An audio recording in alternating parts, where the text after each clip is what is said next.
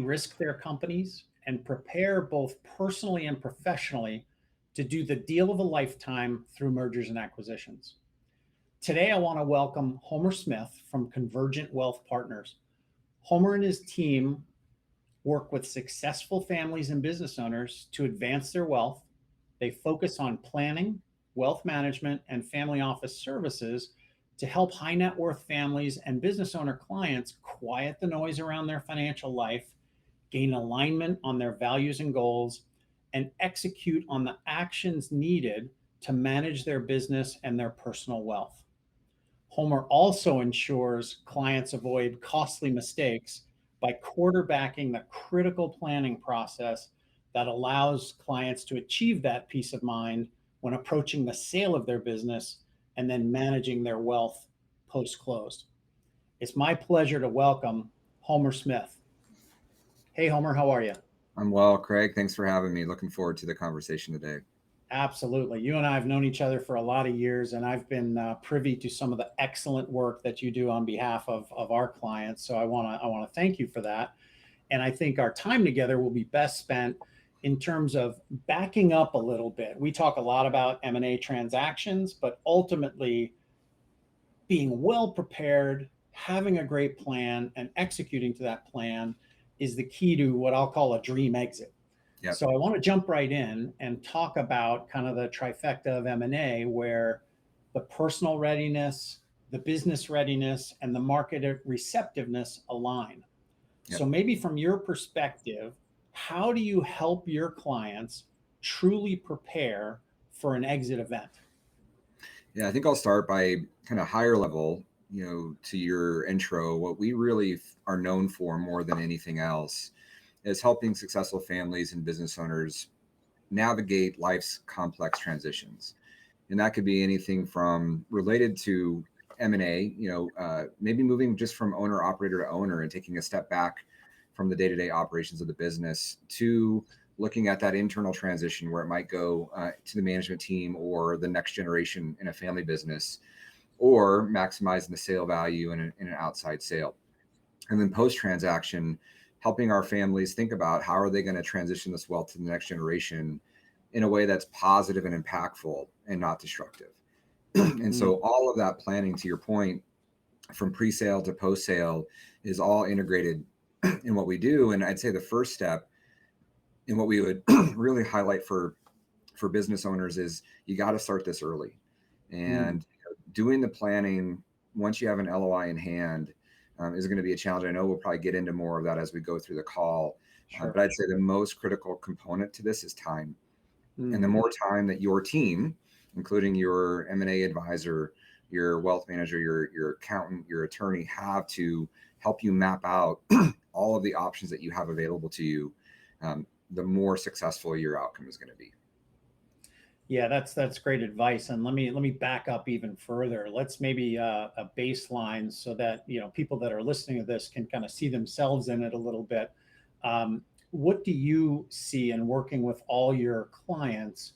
Kind of when they come to you, what is their state of readiness relative on the personal front and the business front? You're dealing with some successful people that have owned really successful companies, and they've got different pockets of wealth perhaps, but what do you see as the general state of readiness and kind of education of that, would-be seller that says, all right, I'm done, I want to sell, or I want to transition to management or transition to family?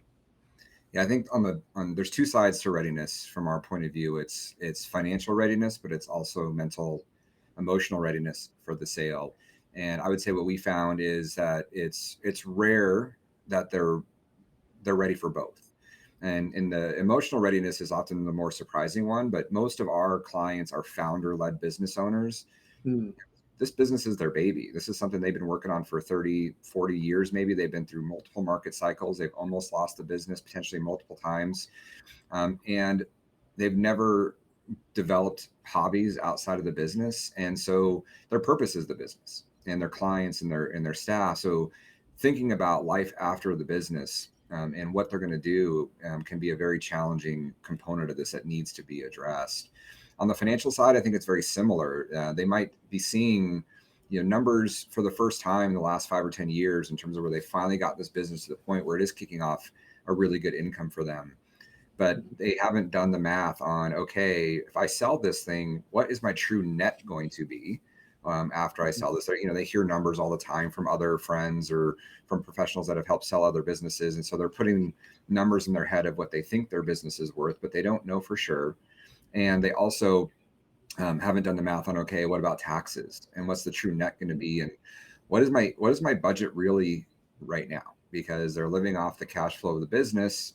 How much of that cash flow is running through the business, and then paying for things that, post transaction are going to have to come from after tax dollars, not potentially pre-tax dollars. So I would say it's there's a lot of work, and pretty much every client that we've taken on that needs work on both the financial readiness pre-sale and the emotional, mental readiness pre-sale.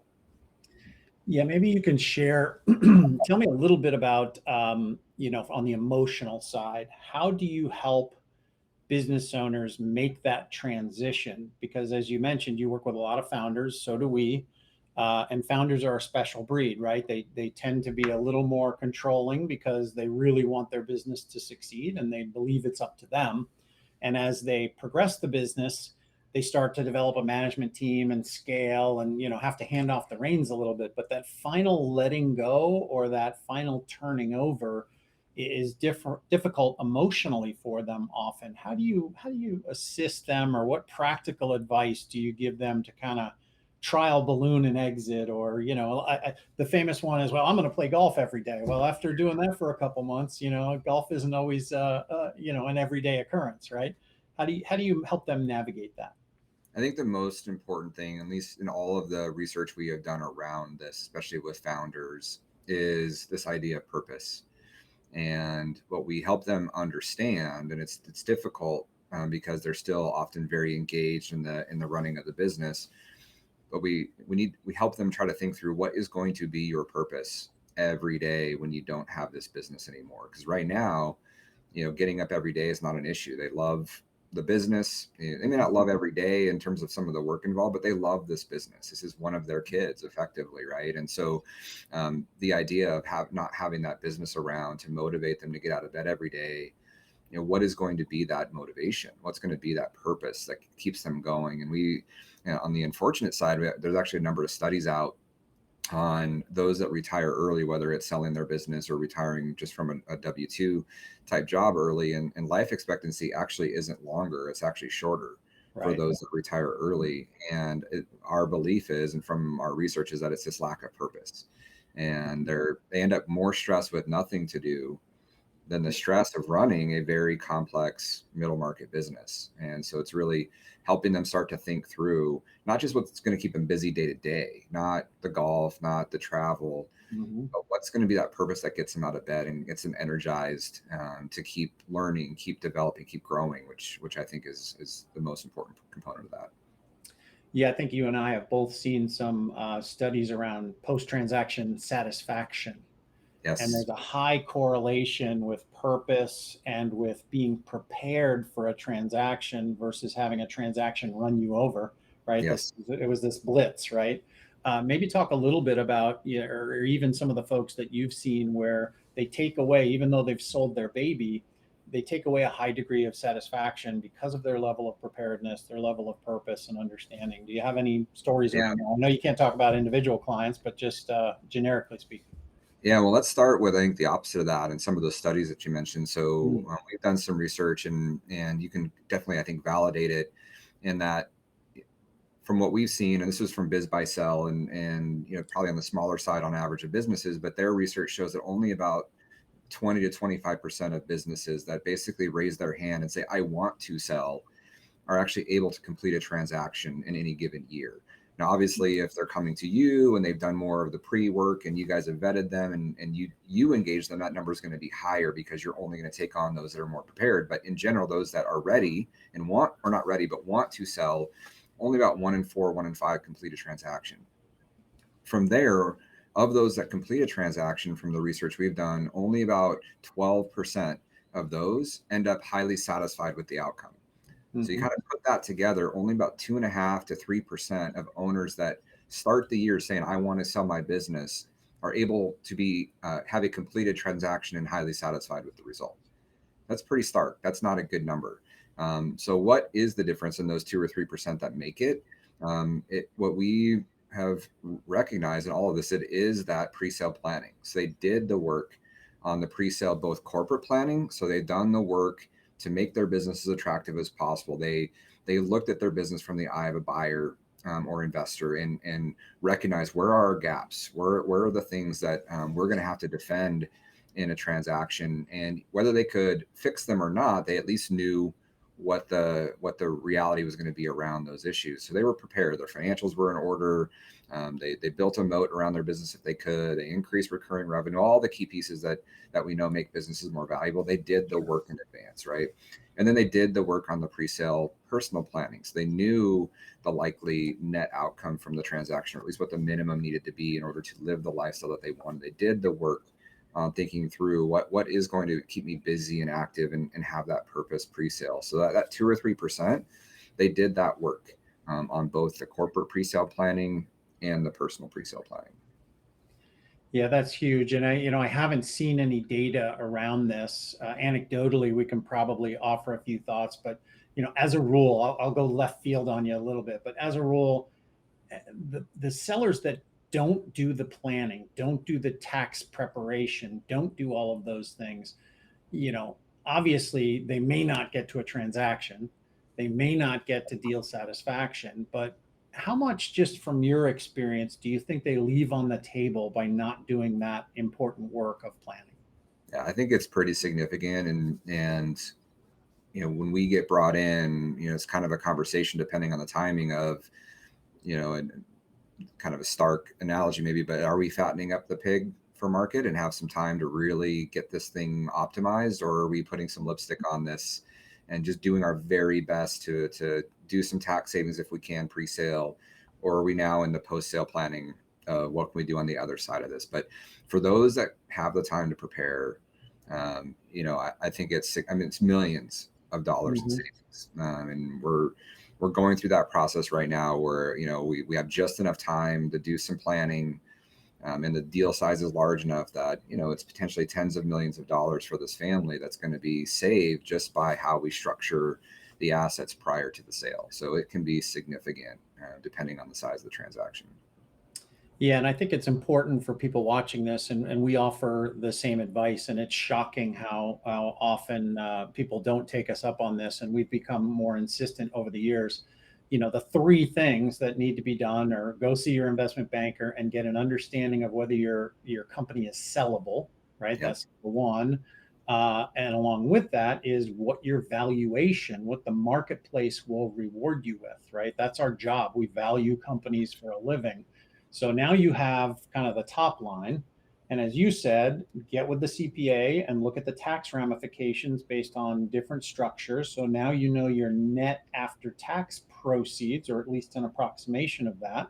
And then the third thing we do, and not necessarily in that order, but is consult with your planning team and your wealth management team to understand your number. And is that enough to meet your goals? Whether your goals are to retire, whether your goals are to start another business or what have you, knowing your number, your net number, and knowing whether it's enough to reach your goals. So let's maybe jump into that a little bit in terms of knowing your number. So let's say a client has done the work, gone to an investment bank and say, my business is probably going to sell somewhere in the 40 to 50 million. My tax obligations are going, just for sake of round numbers, are going to be 10 million. So I know I'm going to net between 30 and 40 million. And my goals in working with you might be, I want to make sure that I have enough to retire, or, take 5 million of that and start another business. How do you go about that in terms of helping them see the future, see whether there's enough financial resources available to meet their goals? Yeah, I think there's a couple sides to it. First is, before we even get to running the Monte Carlos and all the financial analysis on their budgets and all of that sort of thing, we do take a step back and say, okay, is there something we can still do pre-sale though to enhance the net that you're going to receive? So You might think it might be 30, 35, but what if we can do some things to make it even more, right? So I think that's the importance of, in the wealth management world, most financial advisors, if not all, can run a Monte Carlo. They have planning software. They can tell you, okay, start with this number, this budget. Here's how much you can earn, take out per year, and the likelihood of this money lasting your lifetime. Mm-hmm. What is probably less common is, can they do the planning pre-sale to get you a bigger number to start with, which is just going to increase the likelihood those dollars last a significant amount more time. So having a team, again, your accountant, your attorney, your wealth manager, that focus on working with clients going through these types of transitions, I think is really important, because they can enhance the starting point for then creating that plan for distribution and for income creation. And then on the other side of it is, we're not done on the tax, estate, all that kind of planning there either. Is, are there structures we can do on the other side that can make it more likely to minimize taxes going forward, so that it's easier to have these dollars last longer if there's less of a tax drag attached to them. And so for us, taxes are such an important component of the planning that we do. And not only on the income, most people focus on the income tax side. And in a transaction, the federal government is working really hard to limit the options that business owners have from an income tax standpoint. There still are, especially depending on the corporate structure. But one that I think a lot of advisors miss is the estate taxes, and the ability to eliminate a good chunk of the estate tax just on how you plan prior to the sale. So again, it's a combination of how do we address taxes from an estate and income standpoint. And then once we really optimize that, then how do we create the income stream that they're going to need and optimize that for them? And most importantly to all of that is have multiple options. And so our belief is our clients should see all of the best options that are available to them, not just the one or two that we typically like to put in front of clients, but all of them, all of the advantages and disadvantages. And what we're confident in is, if we put the best options in front of our clients, they're going to make a smart decision on what works best for them. And that's really, the focus of what we're trying to do between all of the different planning is helping them make the smart decisions. Yeah, that's awesome. I think having that approach and really kind of backing up the bus, so to speak, we see it. And you started the program, talked about, what my competitor might have sold for. They receive a lot of anecdotal information about what their company's worth. And a lot of owners right now, as we're meeting, have seen the 2021, record highs for multiples and outcomes. And, ultimately in this market where we're off the record highs by a good bit, people still want those outcomes, right? They still think that their company is worth X. So doing that tax planning up front is huge, because at the end of the day, if you can be smart about it, you may not get the record-breaking multiple in today's market, but if you can save $3 or $4 million, that's the equivalent of winning off the tee box, right? How do you get? And I know most business owners are very tax conscious. Let's put it that way. How do you have that conversation, and how do you get? What's the catalyst? Because everybody says, hey, you should start planning 2, 3, 4, 5 years, but very few people do it. How do you use kind of a catalyst to get them thinking that way, and to get them to see the benefits of doing that planning work? Yeah. And for us, it's all just around what we call discovery. So the first question we typically will ask an owner is, when is that timeline that they're thinking about the process of selling? And again, it might be 2 years, 5 years, the perpetual 5-year plan that a lot of business owners have. And I want to start asking questions. What are you doing today? What kind of planning are you doing today to minimize the impact of taxes when you do sell? And the answer usually is either I don't know or nothing. And that leads to the possibilities conversation. Okay. Are you interested in learning about options that you might have to mitigate the taxes on the sale of the business? And I'd say that answer has always been a yes. And Mhm. so once they know what their options are, then they can make good decisions on whether it's worth pursuing or not for them. But what our goal is to attach numbers to it. So once we identify that it's of interest, we can identify, okay, what's your current structure? What are the available options, and what's the impact if you were to implement them? And is it meaningful enough to move forward on any of them, and just help them again get enough information in front of them so they can make a smart decision on whether they want to pursue that or not. Yeah, that's great advice. I think we did a study a while back when interest rates were a little lower, and we found that if you had a company car, company paid insurance, and you went through the Starbucks drive-through every day, every work day, and that's a company expense, that you would need $333,000 of post-transaction proceeds, money in the bank, to now that you have to pay for that personally post-transaction. And that's a tough one to get people to kind of get their head wrapped around. But I assume that's also part of that planning that you guys do to say, okay, what does lifestyle look like?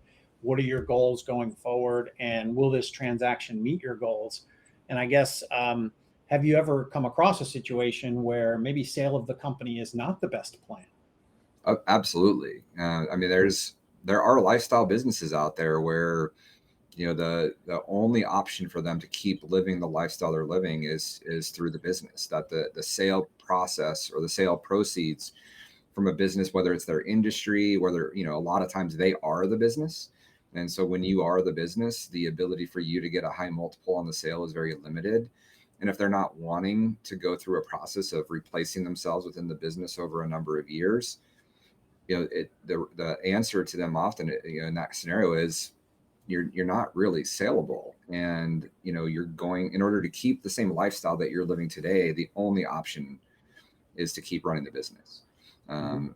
Again, or unless you're willing to change the way you're running the business to the whole idea of building this for sale. Unless you're willing to go down that road and spend a few years preparing for that, that's just going to be the reality, unfortunately, of their situation. Yeah, makes sense. And I know I'm jumping around a little bit, and I love the conversation. Let's geek out a little bit, and let's get tactical for a second here. Maybe you can share, and I know everyone's situation is different, right, in terms of what their basis is and all of that from a tax standpoint. But maybe you can kind of educate our audience a little bit as to a couple of the vehicles, if you will, as they start thinking about planning and taxation and maybe saving some dollars, at an exit. Maybe educate us a little bit about what's available out there and what are more of the most common used vehicles, if you will, to help an owner out from a tax saving standpoint. Yeah, I think that I'll start with some estate planning because I think that's one that's again often missed in that we're at right now, record high federal exemptions for estate and gift taxes. And so we have a window of time over the next couple of years to help clients think through, if there were structures that they could gift a significant amount of their assets, including value in their business, especially if they think the value of that business is going to appreciate in the future. And you can get that value out of your estate but still maintain some level of access to the financial benefits of those assets. Is that something they'd be interested in? And there are vehicles that they could do that. You have to structure them correctly. You have to, do it the right way.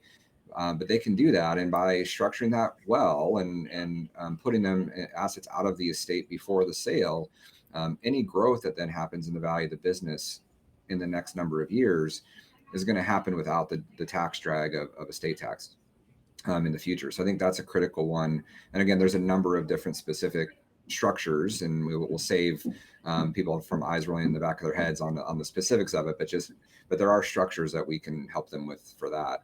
On the income tax side, again, I think the government's doing a pretty good job of trying to limit some of those solutions, but there are a number of them out there, in particular for C corporations, which have been kind of um, a less popular way to structure a company in the last number of years as S corps have really, become much more popular for the flow through abilities. But C corporations have some unique tax structuring abilities, whether it's through founder shares of C corps that get some beneficial tax treatment. Two, whether you're going to do something like an employee stock ownership plan, if there's a value in the company of keeping the culture alive and the employees are critical to the business. There's some values in a C corporation structure for that as well. And so there's a number of ways to think through that. And there's a lot of charitable structures if the family is charitably inclined, where there's some significant benefits of shifting some highly appreciated stock into a charitable structure ahead of the sale. That still can provide some economic benefits back to the family post sale for their lifetime or even for their kids' lifetimes. So again, there's a number of strategies. Again, sometimes they work, sometimes they don't. They can get really complex depending on the structure of the company. And so, all the time, our goal is, and what we tell a client is, if you don't understand it and you really, really don't understand it well, don't do it. But our job is to at least put those options on the table, help them understand it as best we can, give them the pros and cons, and show the numbers. What's the outcome for you if you were to implement this? And is that meaningful to do this level of planning? There's also, depending on how they own the business, where it's owned, where the income is being generated, there are jurisdictional options, especially if they have more time, where they can potentially move the ownership of the stock into different structures and vehicles. So again, it can get pretty into the weeds, and I'll save the audience from that, but just know that there are options if you do it right. We work with a number of businesses in California, and we often get asked, well, if I just move to Nevada a week before the sale and then move back a week after the sale, can I avoid California income tax? The answer is absolutely not. You cannot do that. But if you have time to plan and you do intend to move out of the state and stay out of the state for a significant period of time, there are ways that you can do this right, but you have to do it right and you have to mean it. But we absolutely help clients think through that, review the options. Again, look at the numbers. Is it worth it to do this? And are you actually going to truly move out of the state? So again, there's a number of things we can look at. But again, our view is we're not interested in getting our clients audited and losing audits. We do things, right down the middle, bright line transactions, and are going to help them understand, how to do it the right way if they're going to do it. Yeah, that's incredibly valuable. It's interesting, and we've talked about this before. Clients think, and time is the key here, right? If you have enough time, you can get great advice. But they do think, generally speaking, that once they choose a path, they're locked into that path. Oh, I'm a C corp, and I've got look back and forward transitions, and a lot of things to consider there. So they kind of get locked into this thinking. What if my transaction is 30 million instead of 50 million? Do I have to commit to making a philanthropic gift? There's a lot of things that they think are not malleable. But with the proper planning and the proper amount of time, there's usually a lot of flexibility in some of those tax saving plans. And again, I'm going to drag you into the weeds a little bit, like with a donor advised trust. There's some flexibility there that I think a lot of business owners don't really understand, or understand the amount of flexibility. Maybe you can speak to that a little bit. Yeah, so there's a difference between planning, understanding your options, having structures ready and in place for, when you're ready to move forward with, going to market and going to a transaction, versus implementing the plan and being done with the movement of assets. And so our goal is always, to your point, maximum flexibility for clients, because things change. Tax laws change, estate laws change, business climate, market conditions change. And so we want to be very careful of locking our clients into a strategy that they can't get out of well before we know what the outcomes of the sale are going to be. And so, whether it's a donor advised fund, a private foundation, a charitable remainder trust, especially on the charitable planning side, because a lot in those scenarios, once you do the gifting, it's hard to unwind those structures. So we want to make sure, number one, they're very charitably inclined if you start going down the road of charitable structures, because the letting the tax tail wag the dog usually does not end up well, because those dollars are going to get to charity, and at some point you got to really want them to make the strategy work meaningfully. But two, you don't have to fund those vehicles 5 years before you sell. You have to do it in advance, but it doesn't have to be well before you're even planning to do the transaction itself. So again, understanding what the options are, what the tax impacts of them are, is important. But to your point, our goal is always to leave as much maximum flexibility into the planning process as can, until we absolutely have to make the decision with those planning components. Yeah, that's great advice. You touched on it earlier. There's a couple of macroeconomic trends going on, a couple of pandemic inspired trends. Boomers are working longer and they're the most entrepreneurial generation, right? So they own a disproportionate amount of middle market businesses. Um, we've proven that we can work from anywhere through the pandemic. So we're seeing a lot of clients, to your point, talking about domicile, where I want to live. Um, Having more flexibility. They're going to keep their companies a little bit longer, but they're going to work half the year out of one location and half the year out of another. Are you seeing in your practice more people kind of exercising that flexibility, which also gives them some flexibility on the planning side and the tax side? It does, and we're seeing it especially in higher tax states. It just happens that whether it's Florida, Texas, Nevada, it happens to be a lower tax state where their second home location is.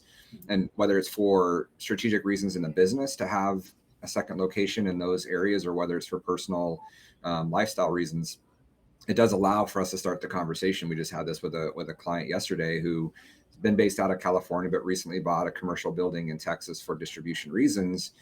And we started the conversation of it. It might make sense over time for you to move the corporate headquarters to Texas, move your physical residence to Texas, and mean it, and really move there. And at the time of the sale of this primary business, would make a meaningful impact from a tax standpoint.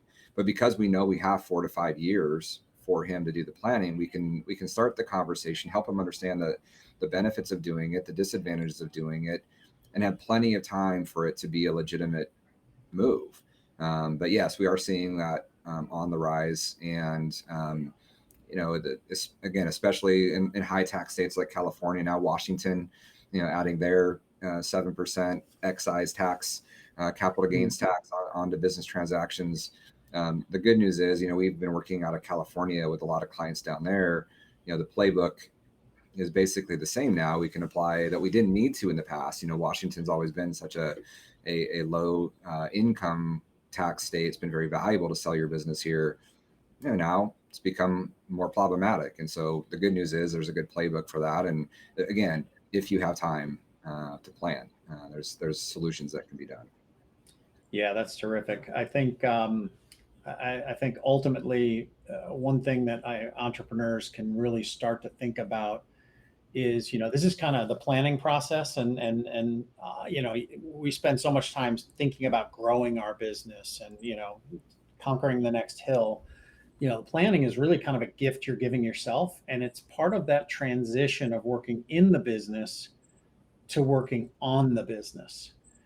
Can you maybe, from your perspective, from a planning perspective and a wealth management perspective, maybe can you summarize for us or kind of leave us with some parting thoughts relative to what are the next two or three things, excuse me, that a business owner should be doing to kick off that planning process and start kind of really working on the business and their personal side to get the process going? Yeah, and I'd say I think it's as much on the professionals as it is on the business owner to help them think through this. And I think one thing that we do really well, that I think is really important to this process, is helping business owners change the mindset from planning of being a cost center for the business to being a profit center. And that by paying fees to your attorneys, your accountants, your wealth managers in advance of a sale to help you think through all of the ideas, if we can help them understand what's the outcome that this planning is going to generate, what's the financial benefit that you're going to get from this, it's much easier for them to see this as an investment in the business to do this kind of planning, when maybe spending 6 figures on fees to your attorney to restructure the business and your estate plan, if that's going to turn into 10 million plus in savings, you're still getting a 100x return on your investment in that structure. And so where I think oftentimes the professional world, we're not great at helping them really see the outcome, the benefits from the planning that we do. They just see, we present it as a cost. to them to do the planning without really connecting the dots to the benefits.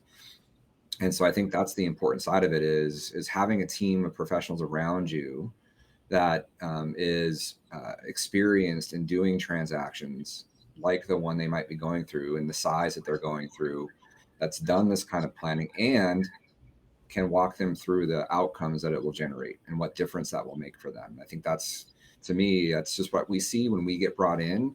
Is it doesn't, they might have really good professionals around them, very technical experts that are really good at what they're doing. What they haven't been able to do is help the owner really connect to the dots on the outcome by doing some of this planning that they'll get. And so they hesitate because they don't really know what the value is of doing that. And they don't know if they're leaving options on the table that they're just not aware of. Right. And so I think that if you have a good team that can show you all the options, all the pros and cons, what's the actual financial benefit or outcome from doing it, they're going to be in a much better position to make smart decisions. Yeah, that's great advice. And I think I would just echo, as people consider their team, this is a team sport. And really the most effective outcomes I have seen is when, and part of the reason I love working with you is you're highly collaborative. And while you quarterback, the planning and, the process, you're bringing in CPA, iBanker, et cetera. And I think we do the same, right? We're highly collaborative. We want a great outcome and we want an entire deal team serving that client versus having siloed professionals serve that client in their own lane. And I think the outcomes are so much better when you have a highly collaborative full deal team assisting that owner. So thank you for the work you do, and we appreciate it. We appreciate working with you and the great advice that you've shared here today. How do people get in touch with Konvergent and Homer Smith? Yeah, website is convergentwealthpartners.com. We'll make sure that we have that on the screen here. And my email is the best way to reach out. And I'll finish off with this too, is that, for many of us, because just like you, most of our business transactions are with founder-led companies.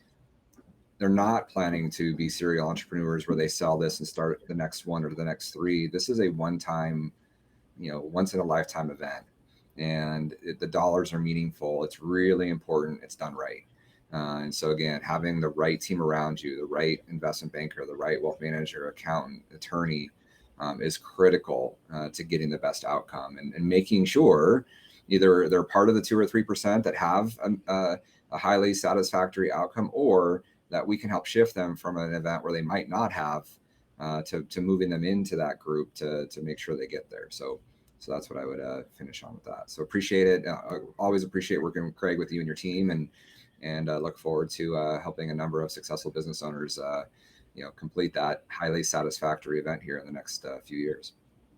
Thanks, Homer. Thanks for participating in our middle market moment. And we'll look forward to bringing more professionals like Homer to the process and through the dialogue in the coming weeks and months.